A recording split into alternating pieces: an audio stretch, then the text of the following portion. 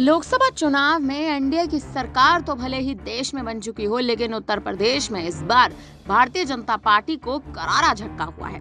Bharatiya Janata party को करारी शिकस्त का सामना करना पड़ा है, क्योंकि बीजेपी मात्र 33 सीटों पर सिमट कर रह गई। वहीं समाजवादी पार्टी बहुमत के साथ 37 सीटें ले जाकर यूपी में जीत दर्ज कर चुकी है।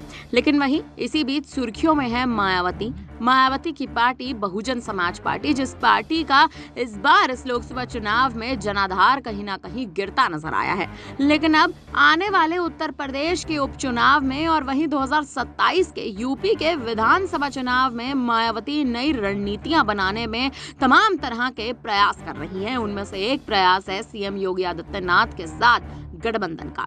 वही मायावती हैं जिन्होंने कभी एक समय पर कहा था कि एनडीए या बीजेपी के साथ मैं गठबंधन नहीं करूंगी, लेकिन एक समय ऐसा भी था जब बहुजन समाज पार्टी का बीजेपी के साथ यूपी में गठबंधन हुआ करता था। लेकिन उसके बाद उत्तर प्रदेश में बीजेपी ने बीएसपी को दरकिनार कर दिया और अब मायावती अपना जनाधार मजबूत करने के लिए लगातार इसी प्रयास में जुटी हैं कि यूपी के 2027 के विधानसभा चुनाव में अगर जीत दर्ज करनी है तो किसी ऐसी पार्टी का साथ लेना पड़ेगा या किसी ऐसी पार्टी के साथ होना पड़ेगा जो पार्टी मायावती की पार्टी का जनाधार मजबूत कर सके। और ऐसे में कहीं ना कहीं मायावती का योगी आदित्यनाथ के प्रति जो रुख है वो नर्म होता जा रहा है। या यूं कहें कि हाल ही में मायावती जब से हार का सामना मायावती ने करा है, उसके बाद से ही सीएम योगी के साथ मायावती संपर्क में है, कहीं ना कहीं बातचीत चल रही है। क्योंकि आपको बता दें कि योगी आदित्यनाथ का हाल ही में जन्मदिवस था, जिस दौरान और जिस दिन मायावती ने योगी आदित्यनाथ को उनके जन्मदिवस की बधाई भी दी थी, जिसके बाद लगातार कयास तेज हो गए हैं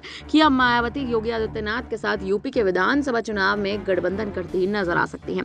लेकिन सवाल उठता है कि क्या मायावती अपनी एकला चलो की राह जो उन्होंने लोकसभा चुनाव में कहीं ना कहीं एकला चलो की राह उन्होंने पकड़ी थी, क्या उस राह को मायावती छोड़ती नजर आएंगी? और सबसे बड़ी बात यह कि क्या योगी आदित्यनाथ मायावती के साथ गठबंधन करने में दिलचस्पी जताएंगे या नहीं?